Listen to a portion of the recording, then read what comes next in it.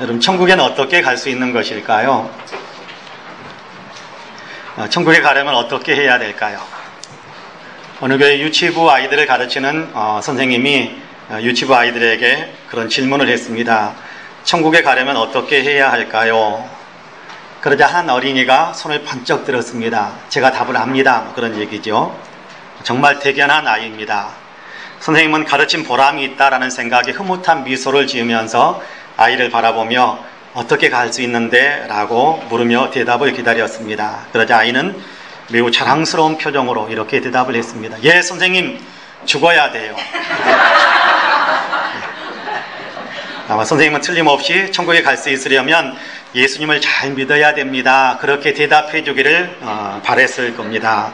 왜냐하면 그렇게 아이들에게 가르쳤고 그거 신앙의 진리일 테니 진리이니까요. 그런데 아이는 죽어야 천국에 간다고 대답을 했습니다.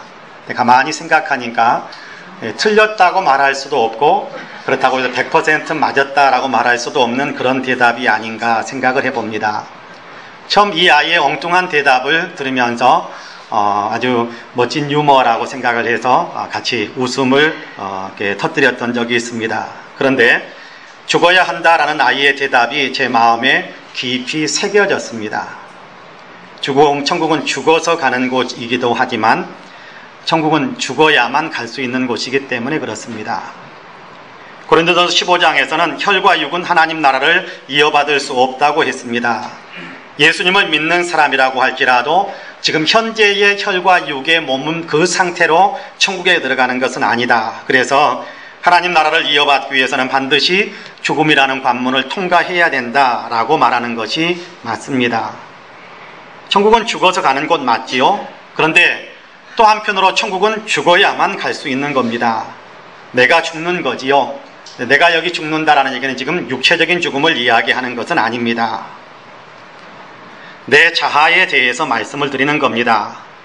나를 위해 살고자 하고 내 방식대로 살고자 하고 내 뜻대로 살고자 하고 내가 원하는 대로만 살려고 했던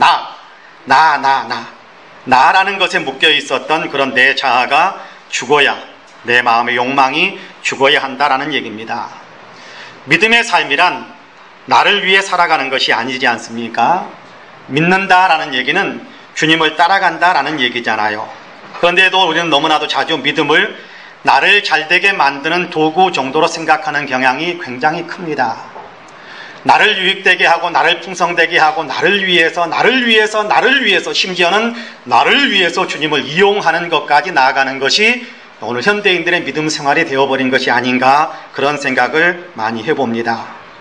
예수 믿는 믿음으로 천국 가는 것인데요, 예수 믿는 믿음이라는 얘기는 나를 위해서 주님을 사용하는 것을 이야기하는 것이 아니라 내가 주님께 굴복하고 주권을 넘겨드리고 주님을 따라가는 것을 이야기합니다. 내 생각대로 살아가는 것이 아니라 내 야망대로 살아가는 것도 아니라 내가 하고자 하는 대로 살아가는 것도 아니라 나를 구원하신 주님, 우리 주 예수님이 보여주시고 가르쳐주시고 명령하신 바로 그 삶을 살아가는 것이 믿음입니다. 그래서 갈라디아서 2장 20절에서는 사도 바울이 그렇게 고백을 하지요. 내가 그리스도와 함께 십자가에 못 박혔나니 그런즉 이제는 내가 사는 것이 아니요 오직 내 안에 그리스도께서 사시는 것이라. 이제 내가 육체 가운데 사는 것은 나를 위하여 사랑하사 나를 위하여 자기 자신을 버리신 하나님의 아들을 믿는 믿음 안에서 사는 것이다. 그렇게 고백합니다.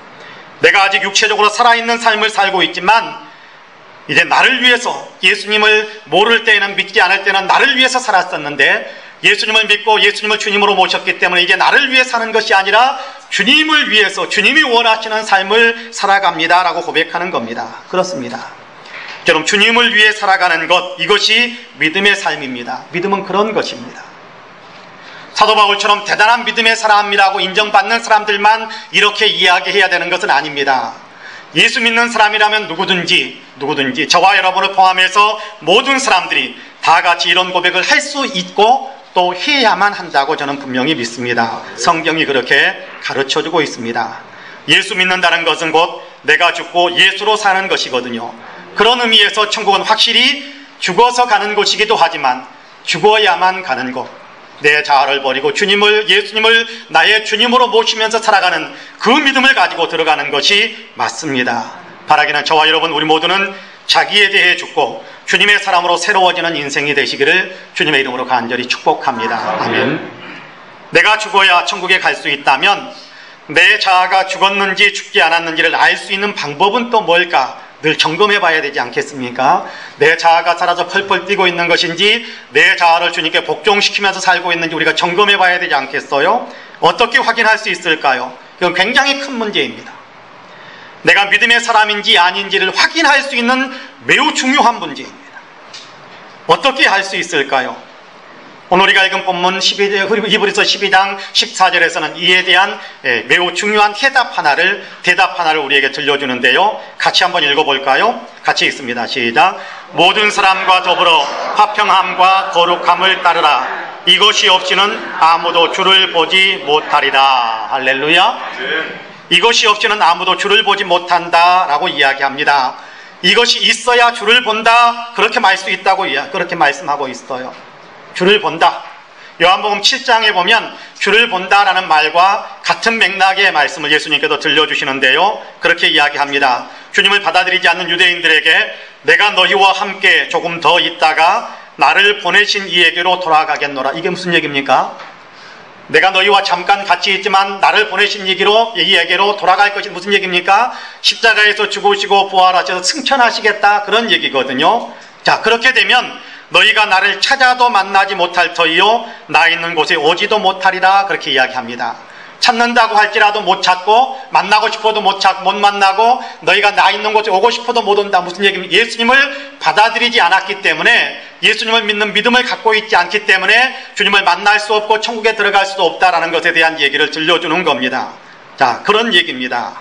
히브리서 12장의 본문 말씀과 같은 맥락의 요한복음 7장의 말씀이거든요. 주님을 본다라는 것은 그러니까 주님을 만난다는 것이고 주님을 만난다라는 얘기는 결국 천국에 들어간다라는 것과 연결되어진 매우 중요한 일입니다. 여러분, 주님을 뵙는 일보다 더 중요한 일이 있을까요?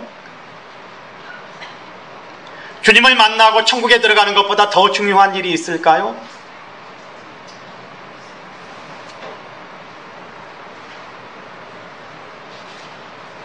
저는 결코 주님을 만나는 것보다 또 천국에 들어가는 것보다 더 중요한 일은 없다고 단언할 수 있습니다. 장차 천국에서 주님을 뵙는 것, 그리고 지금 우리가 살아가고 있는 이 땅에서 또 주님을 뵙는 것, 이건 믿음 안에서 이루어지는 신앙의 신비인데요. 이 땅에서도 주님을 만나고 주님이 주시는 위로와 격려를 통해 주님이 내 가운데 임재하시는 그 놀라운 감격과 감동을 통해 세상을 이겨나갈 수 있는 힘을 얻게 되는데, 장차 천국에서 주님을 만나는 것뿐만 아니라 이 땅에서도 주님을 만나면서 살아가는 것, 이것보다 중요한 일은 결코 존재하지 않다고 저는 단언할 수 있습니다. 주님을 뵙는 일이 가장 중요합니다. 이 땅에서 영적인 축복을 누리는 길인데다가 더 나아가 장차 하나님 나라에 들어가는 일이기 때문에 주님을 뵙는 일이 가장 중요합니다. 바라기는 저와 여러분에게는 주님을 뵙는 그 문이, 믿음의 문이 항상 열려 있기를 주님의 이름으로 간절히 축복합니다. 문제는 주님을 볼 수 있기 위해서는 이것이 있어야 한다라고 말씀하신다는 겁니다. 이것이 있어야 주님을 볼 수 있다. 본문에서 이것이 없이는 주님을 볼 수 없다 그렇게 이야기하는데, 뒤집어서 이야기하면 이것이 있어야만 주님을 볼 수 있다라는 것 아닙니까? 이것이 있어야 믿음의 사람이고 이것이 없으면 믿음의 사람이 아니다라는 것의 표현이기도 합니다. 이것이 있느냐 없느냐에 따라 내 뜻대로 살아가고 있는지 아니면 주님께 내 뜻을 굴복시키고 있는지 분별하고 확인할 수 있는 어떤 분명한 분별력이 형성될 수 있는 것입니다. 이것이 있어야 주님을 배울 수 있다. 무엇이 있어야 한다고 말씀합니까? 본문을 다시 같이 읽어볼까요? 같이 읽습니다. 시작. 모든 사람과 더불어 화평함과 거룩함을 따르라. 이것이 없이는 아무도 주를 보지 못하리라. 할렐루야. 모든 사람과 더불어 화평함과 거룩함을 따르라. 이것이 없이는 주를 보지 못하고 이것이 있어야만 주님을 볼 수 있다라고 말씀합니다. 우리에게 꼭 있어야 할 것, 주님을 뵐 수 있고 천국에 들어갈 수 있는 우리에게 꼭 필요한 것, 이것은 모든 사람과 더불어서 화평함을 누리는 길을 따르는 것이고 거룩함을 추구하는 삶, 이 두 가지가 있어야 그것이 진짜 믿음의 사람이다라는 사실이 확인된다라고 말씀하시는 겁니다. 여기 따르라라는 동사가 있는데요, 따르라라는 얘기는 간절함으로 추구한다, 마치 추적한다, 그런 의미가 담겨져 있습니다. 사냥꾼이 사냥감을 추적하는 것과 같은 그런 의미를 담고 있습니다. 사냥꾼이 사냥에 성공하기 위해서는요, 사냥감을 집요하게 추적해야만 가능합니다. 포기하지 않고 사냥감을 쫓아가야만 사냥에 성공할 수 있지요. 그러다 보면 때로는 산을 넘어야 하고 강을 건너는 위험과 고난도 따를 수 있게 될 것입니다. 그럼에도 불구하고 끝까지 포기하지 않고 쫓아가는 사람이 사냥에 성공할 수 있습니다. 그런데 그런 태도가 우리에게 있어야 된다. 화평함을 추구해가는 삶, 거룩함을 추구해가는 그런 일에 있어서 이런 태도, 추적하고 목표를 향해서, 목표물을 향해서 정말 쉬지 않고 집요하게 추적해가는 그런 어떤 삶의 태도가 우리에게 있어야 우리가 주님을 배울 수 있다라고 이야기한다는 겁니다. 따르라 라는 얘기는 바로 그런 얘기입니다. 힘들다고 포기해버리지 말고, 어렵다고 시도조차 하지 않으려는 마음을 버리고, 힘들고 어렵더라도 포기하지 말고 계속해서 그 길을 걸어가라, 그렇게 이야기하는 겁니다. 무엇을 위해서요? 무엇을 이루기 위해서요? 평화와 거룩함을 이루기 위해서. 그렇습니다. 평화의 삶을 살기 위해서 내 평안을 이야기한 것이 아니라 관계 속에서 화평함이 이루어지는 그 일을 이루기 위해서, 또 주님께서 우리에게 가르쳐주는 신앙의 진리에 따르는 내 삶의 변화, 거룩해지는 그런 삶을 위해서 이런 어떤 추적하는 마음, 따르는 마음이 우리에게 항상 있어야 된다라고 이야기하는 겁니다. 더불어 화평해지고 거룩해지는 길, 그렇습니다.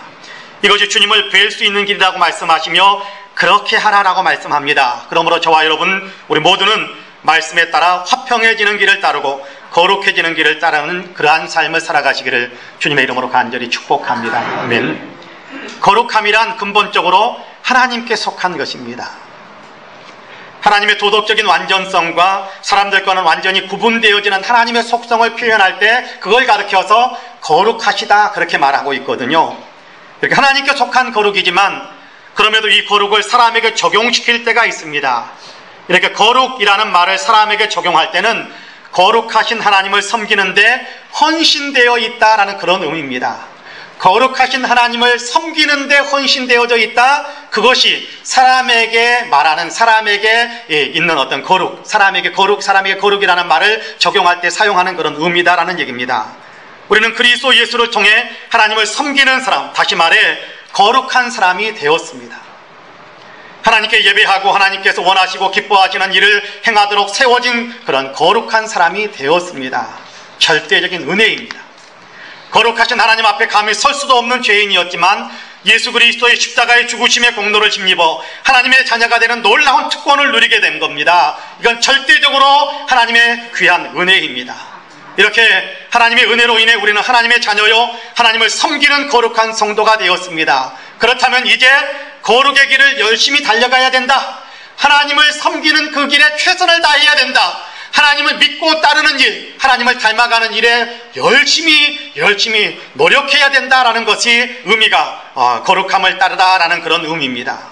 본문에서 말씀하는 거룩함을 따르다라는 말씀은 이처럼 은혜로 거룩함의 사람이 되었으니까 그 거룩의 길을 열심히 달려가는 사람이 되라. 믿음을 포기하지 말아라. 그 은혜를 외면하지 말아라. 하나님께서 불러주신 은혜에 따라서 최선을 다해서 믿음의 길, 거룩해지는 길, 주님 닮아가는 길을 걸어가라 라는 얘기거든요. 본문에 이어지는 15절과 17절 말씀에 여기에 대한 어떤 교훈적인 이야기를 들려주는데요. 여러분 같이 한번 읽어볼까요? 15절부터 17절 같이 읽습니다. 너희는 하나님의 은혜에 이르지 못하는 자가 없도록 하고 또 쓴뿌리가 나서 괴롭게 하여 많은 사람이 이로 말미암아 더럽게 되지 않게 하며 음행하는 자와 혹 한 그릇 음식을 위하여 장자의 명분을 판 에서와 같이 망령된 자가 없도록 살피라. 너희가 아는 바와 같이 그가 그 후에 축복을 이어받으려고 눈물을 흘리며 구하되 버림바가 되어 회개할 기회를 얻지 못하였느니라. 아멘.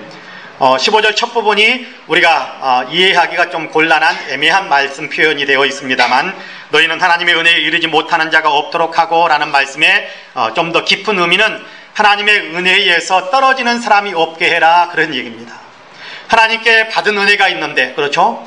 거룩한 신분으로 부름을 받아서 구원의 길에 참여하게 됐는데 그 은혜를 잃어버리는 사람이 없도록 해라, 그렇게 이야기하는 겁니다. 믿음을 포기하는 사람이 없도록 해라 라고 이야기하는 겁니다. 믿음을 버리는 사람이 없도록 해라, 그렇게 이야기하거든요. 자, 자, 그리고 이어지는 말씀이 뭡니까? 그리고 이어지는 말씀이 여러분 다른 사람들과 다른 사람들에게 상처를 입히고 싸움을 이기고 분쟁을 일으켜서 그래서 사람들끼리 이렇게 좋지 못한 어떤 추한 어떤 꼴들을 보이는 그런 일들이 나타나지 않도록 그렇게 너희 자신을 지켜가라, 그런 얘기거든요.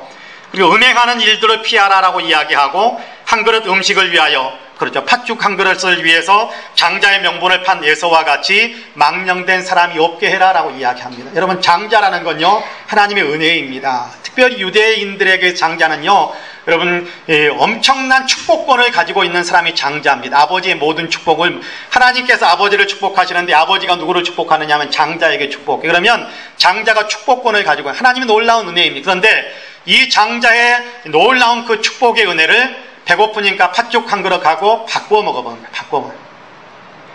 너무 어리석고 너무 망령된 일이다, 그렇게 이야기합니다. 당장의 배고픔을 해결하기 위해서 하나님의 은혜를 버려버리는 그런 사람이 되지 말아라 라고 이야기하는 겁니다.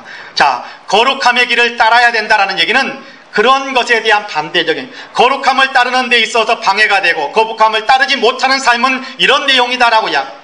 하나님의 은혜를 버리고 다른 사람들에게 상처 입혀도 다른 사람들 싸우게 만들고 그래서 갈등을 일으키고 치졸한 일들의 어떤 그런 일들이 나타나게 만들고, 이런 것들은 하나님께서 원하시는 거룩함의 길을 따라가는 것이 아니라는 거예요.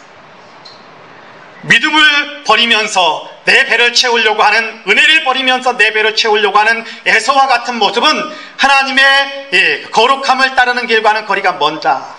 그렇게 하지 말고 믿음을 지키는 하나님께서 베푸신 은혜를 굳게 붙들고 살아가는 그런 삶을 살아가는 것이 거룩함을 따르는 삶이다라는 것을 우리에게 가르쳐주는 겁니다. 힘들어도 괴로워도 믿음의 길, 거룩의 길을 따라가야 합니다. 거기에 상상조차 할 수 없었던 위대한 축복의 역사가 있기 때문에 그렇습니다. 주님을 뵙는데요, 주님의 임재를 느낄 수 있게 되고, 그리고 장차 천국에 들어가서 영광 중에 거하게 되는데요, 이것보다 위대한 영광이 어디에 있겠습니까? 그 일을 위해서 너희가 믿음을 버리는 사람이 되지 말아라 라고 주님께서 우리에게 권고하시는 겁니다. 주님을 배울 수 있는 축복, 천국에 들어가는 놀라운 축복이 있기 때문입니다. 이 사실을 아는 사람들은 결코 믿음의 길을 포기하지 않습니다. 거룩함으로 부르신 주님을 따르는 길을 결코 포기하지 않습니다. 끝까지 지킵니다. 자기의 모든 것을 내어버려요. 오래전에 아마 뉴스를 통해서 많은 분들이 다 보셨을 거라고 생각을 합니다만, 미국 콜로라도주 콜럼바인 고등학교에서 학생 25명과 용의자 2명이 총기 난사 속에서 숨졌던 사건이 있었습니다. 이 비극 가운데서 살아남은 한 여학생이 들려주었던 이야기가 주변 사람들을 아주 충격 속에, 엄청난 감동 속에 몰아넣었습니다. 이 학교의 불량서클 단원이었던 트렌치코트 마피아 단원 둘이 총기를 들고 들어와서 도서관이고 교실이고 쫓아다니며 학생들에게 총기를 난사했을 때 그곳에서 17살 된 캐시 버넬이라는 소녀가 있었습니다. 그 단원들이 총구를 목에다 겨누면서 그렇게 이야기합니다. 너는 하나님을 믿냐? 아마 안 믿는다고 했으면 총구의 방향이 틀어질 수도 있는 그런 상황이었을 겁니다. 그런데 이 소녀가 그렇게 대답을 합니다. 그래, 난 하나님을 믿어. 그 순간 총구에서 불이 뿜어졌고 소녀는 숨졌습니다. 캐시의 이야기가 알려지면서 미국 크리스천 10대들 사이에서는 그래요, 나는 하나님을 믿습니다 라고 적힌 티셔츠를 입고 다니는 운동이 일기 시작했고, 플로리다주의 한 도시에서는 2,500여 명의 10대들이 모여서 감동적인 신앙 고백 집회를 갖기도 했습니다. 이 집회는 마약에 찌들려 죽어가던 미국 크리스천 10대들을 일깨우는 살아있는 운동으로 불붙기 시작했습니다.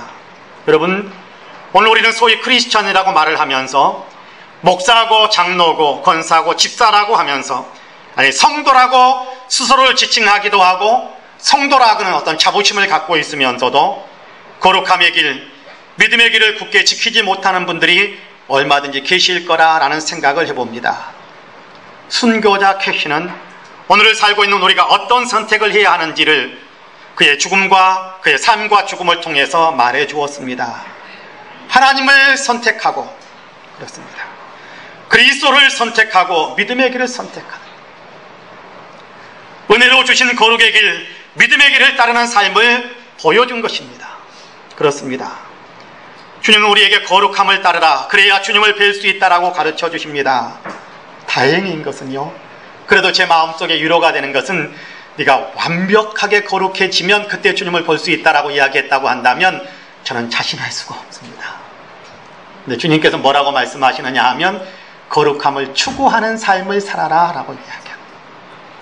넘어질 수도 있고 쓰러질 수도 있습니다. 완벽하지 못할 수도 있습니다. 그럼에도 불구하고 삶의 방향을, 그래 난 그래도 주님을 믿는 믿음의 삶을 살 거야, 주님께서 이렇게 살라고 가르쳐 주셨으니까 그 말씀에 순종하며 살 거야 라는 그런 마음의 태도를 굳게 지켜가는 것, 그것이 주님을 뵐 수 있는 길이다 라고 말씀해 주시는 것이 얼마나 위로가 되고 얼마나 은혜가 되는지 모릅니다. 그렇습니다. 우리 가운데 완벽한 사람이 있겠습니까? 거룩에 완벽해진 사람은 한 사람도 없을 것입니다. 그럼에도 불구하고 주님을 향해서 내가 주님을 믿습니다, 나를 구원하신 주님을 따릅니다, 주님의 말씀대로 살아가길 원합니다라는 그 삶의 태도, 그 삶의 방향만큼은 얼마든지 굳게 견지할 수 있다고 저는 생각을 합니다. 그 믿음 지켜갈 수 있게 되기를 간절히 원합니다. 설령 이런저런 불이익이 온다고 할지라도, 설령 이런저런 손해가 온다고 할지라도, 설령 이런저런 이 좋지 못한 구박과 학대가 내게 이루어진다고 할지라도, 그럼에도 나는 그래요, 나는 주님을 믿습니다 라는 고백, 그래요, 나는 주님을 따르며 살겠습니다 라는 마음의 태도,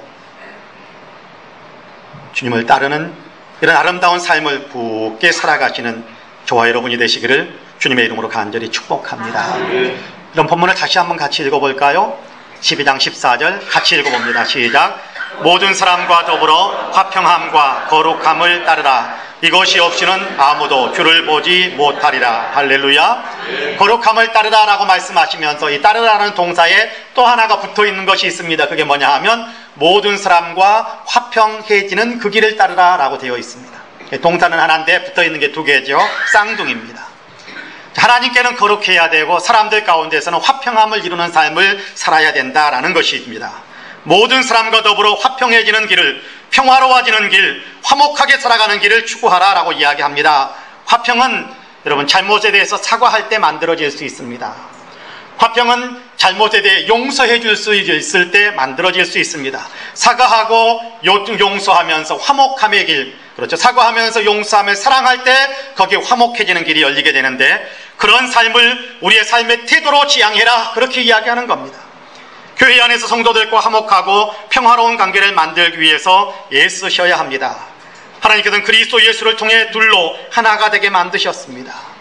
에베소서를 통해 주님은 예수 그리스도의 십자가를 통해 둘이었던 관계를 하나로 묶어주셨다라고 분명하게 가르쳐 주십니다.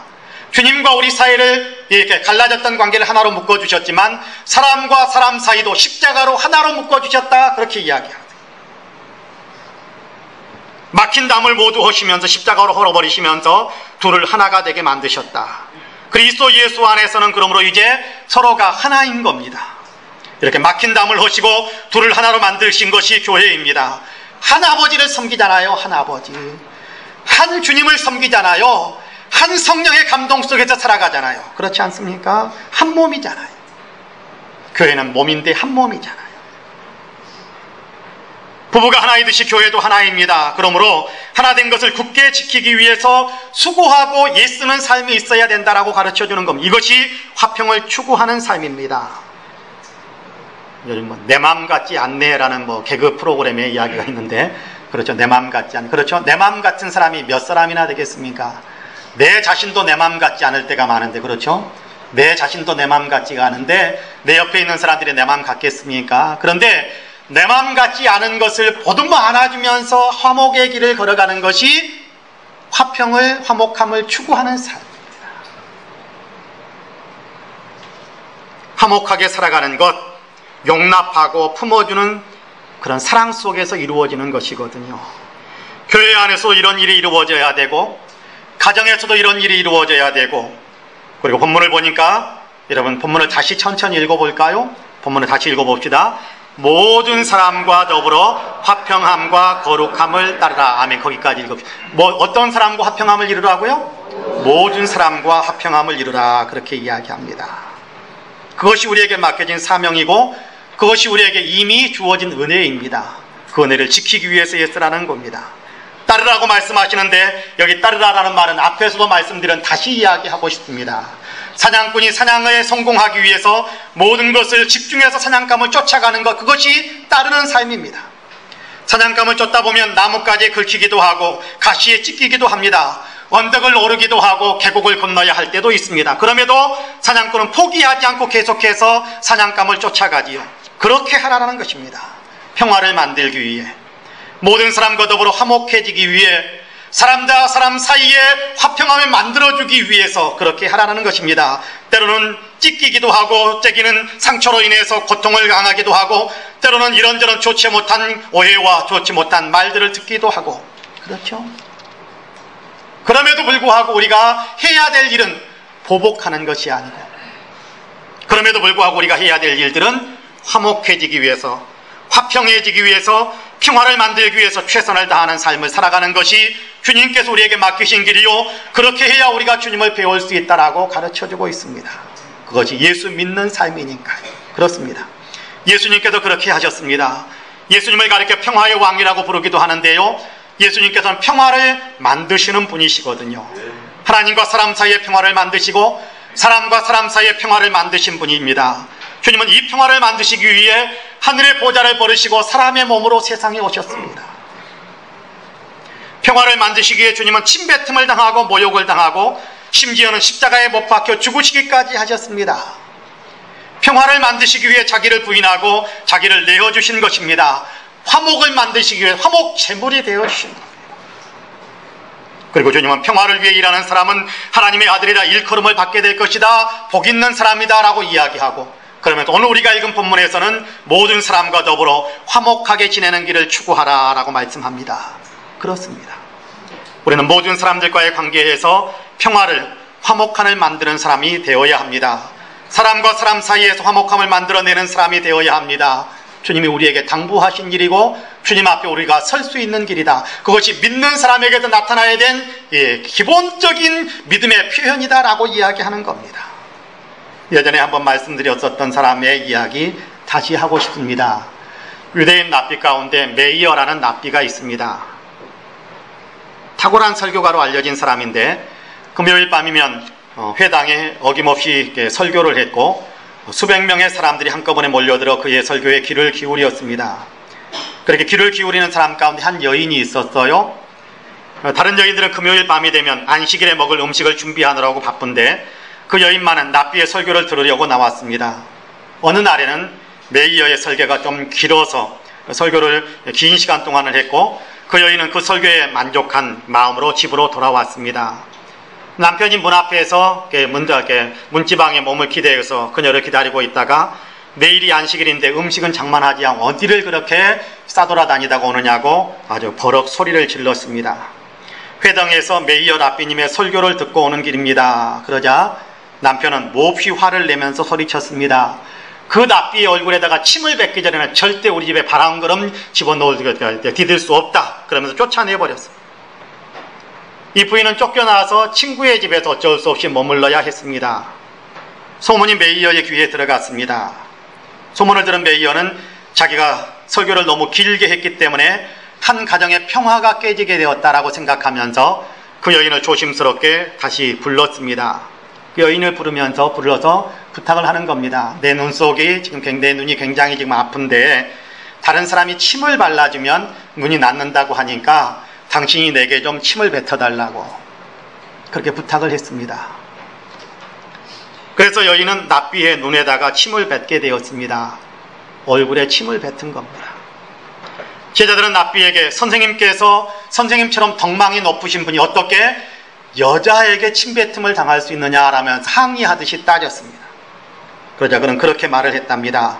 가정의 평화를 되찾기 위해서는 그보다 더한 일이라도 할 수 있다네. 메이어는 랍비의 신분입니다.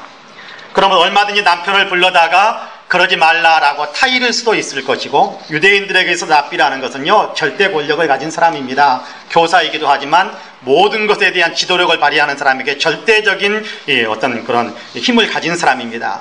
그 타이를 수도 있었을 것이고, 어디 여인으로 하여금 납비의 얼굴, 존엄한 납비의 얼굴에 침을 뱉으라고 했느냐고 하면서 준엄하게 꾸짖으면서 홍구멍을 냈을 수도 있었을 겁니다. 그런데 그는 그렇게 하지 않았습니다. 도리어 나 때문에 가정의 평화가 깨지는구나. 그러면서 여인으로 하여금 자기 얼굴에 직접 침을 뱉게 해서 그 깨어진 가정의 평화를 다시금 회복시켜주는 일을 행한 것입니다. 평화를 추구하는 사람입니다. 가정의 평화를 만들어주기 위해서 침뱉음을 당하고 모욕당하는 길을 선순히 걸었던 그런 사람입니다. 주님은 우리에게 모든 사람과 더불어 화평을 추구하는 사람이 되라고 말씀합니다.